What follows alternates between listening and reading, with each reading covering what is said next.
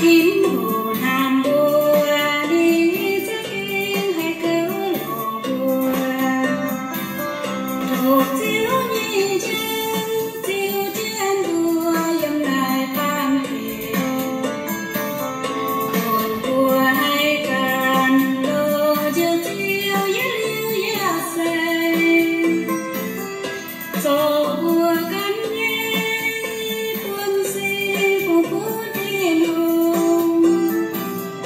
soi tìm lô bùa đi theo đi nhé của con.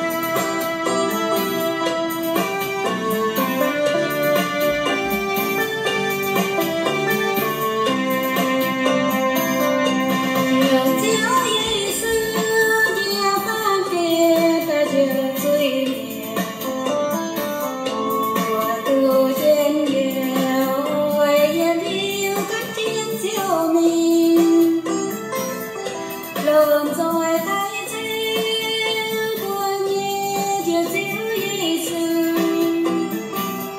kín hồ nam bùa đi rất yên hay cớ lộ bùa hồ chiếu nhi trên chiếu trên bùa dầm lại tam kỳ hồn bùa hay cần lô chiếu chiếu với liêu gia xây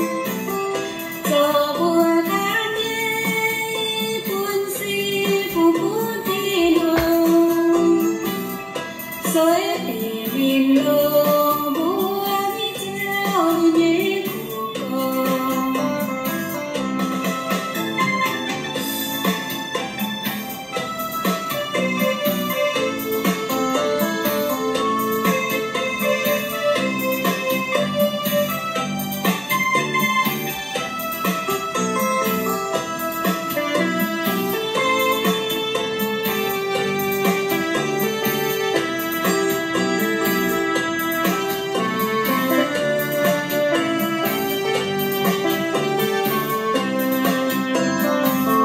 Chiều chiếu dây sương chiều tan kia ta chiều tươi nhẹ mùa tu duyên nhiều ôi về yêu cách chiến chiều mình lường rồi thấy chiếu của nhé chiều chiếu dây sương kiếm hồ